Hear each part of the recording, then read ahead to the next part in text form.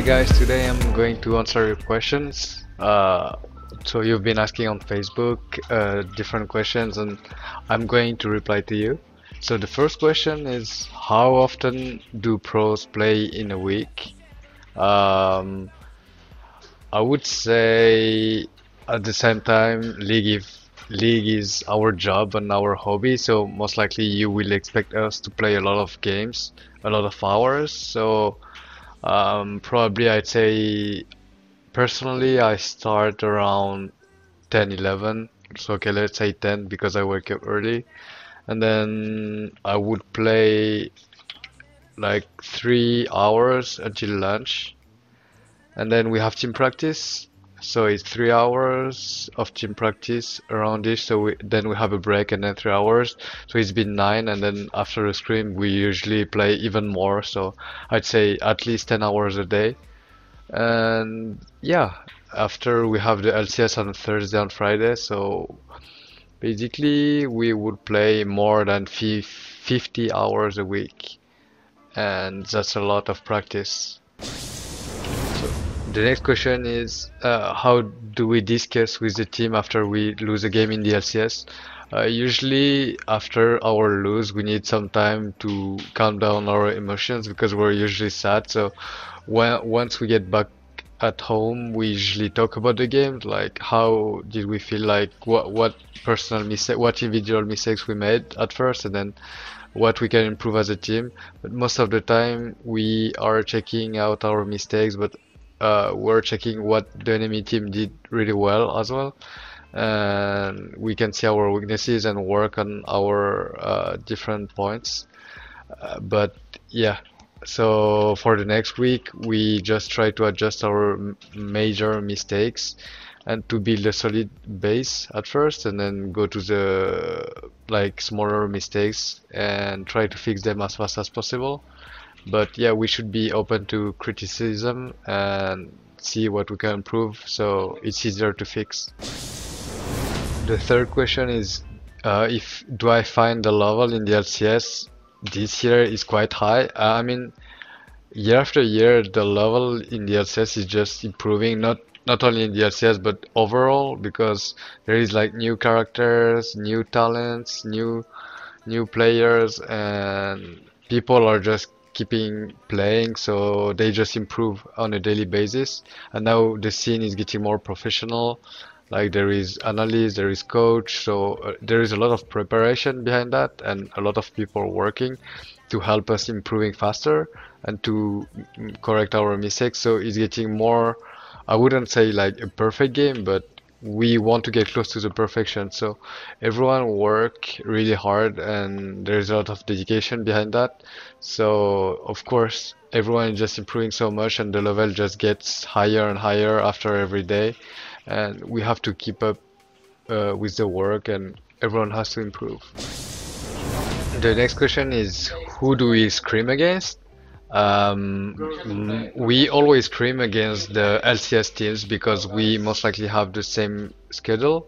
So we have the same timetable approximately. We start scrimming at 3, and we know that they are supposedly the best teams in Europe.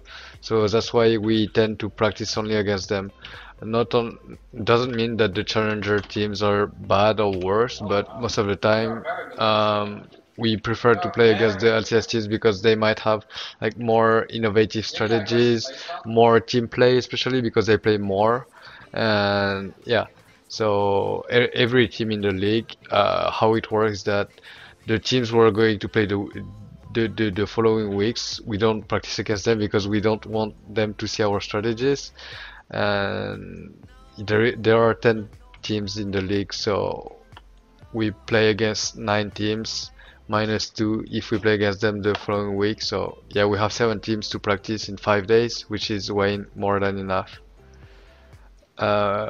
We used to play 2 blocks of scrims per day, from 3 to 6 and 7 to 10. So yeah, it's a lot of practice. The next question is, how do I explain great performances against top teams like SK and low performances against easier teams?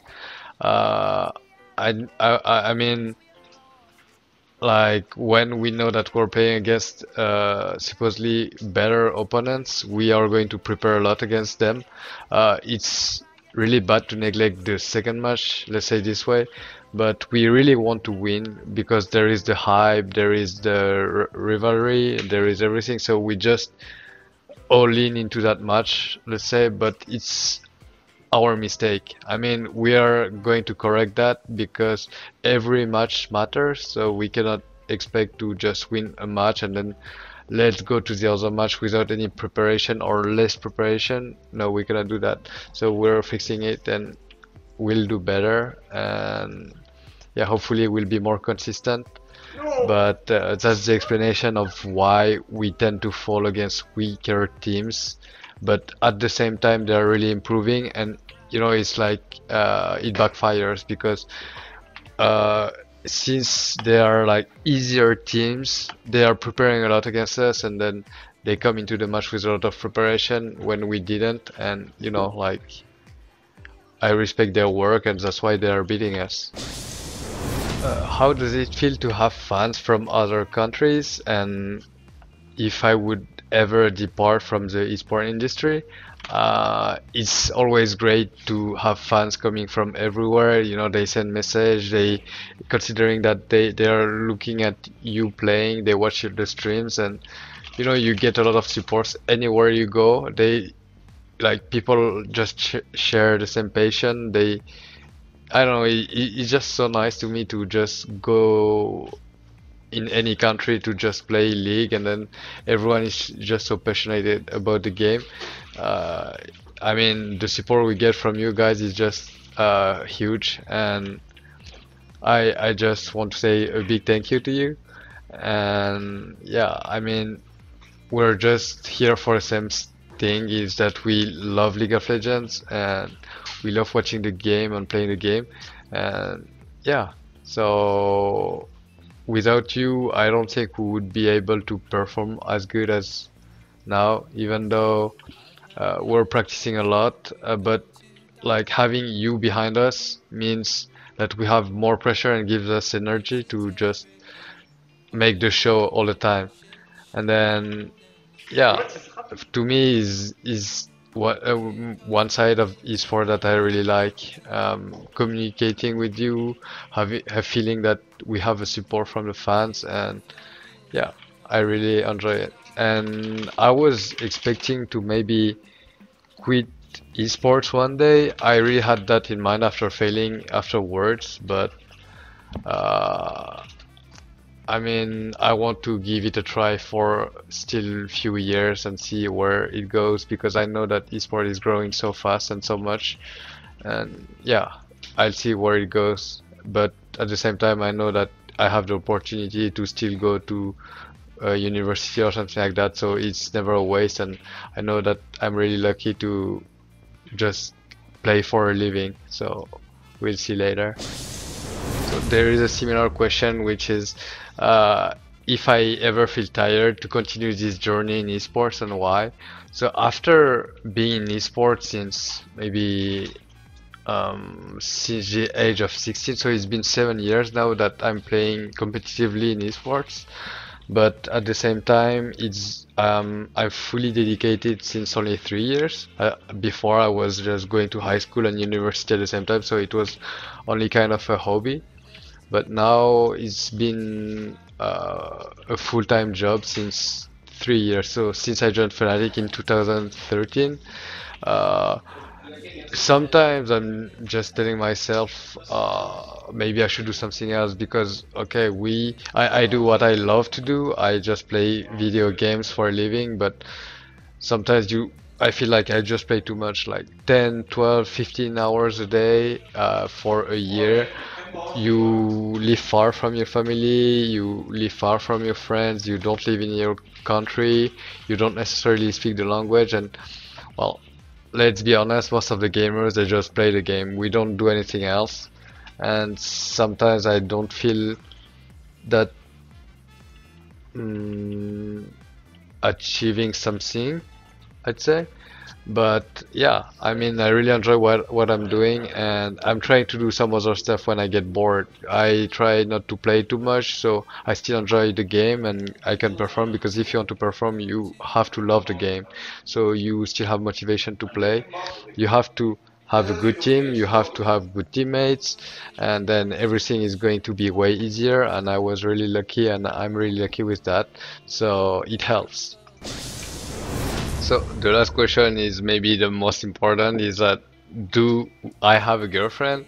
Um, it's really hard to answer this question because let's say we don't have a lot of time and our main priority I'd say is to perform in game.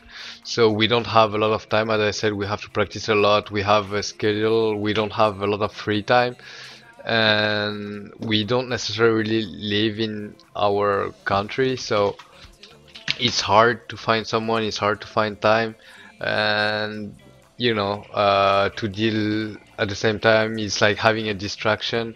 But at the same time, for the people who can manage their time and their life properly, that they're organized, they can manage to have one, but they shouldn't like spend too much time because you don't know how your teammates is going to react. You don't know if it's going to affect your gameplay, if you're gonna get worse, if you're not going to be as good as before. So it's really up to you. So you have to know yourself really well to be able to handle those two. And at the same time, you have to find someone that is not annoying, like asking a lot of time or, you know. So yeah, to answer this question, no, I don't at the moment, but I used to have. So it's not impossible to be honest, but yeah, you need to have a good relationship and show her who's the man there. Okay, so that's it for now. And if you have more questions, you can write them down, and I'll be able to answer them maybe in 2 weeks or something because the next one is gonna be in French. So thank you for asking all those questions, and if you have more, just write them down, and I'll be available to answer them. See you!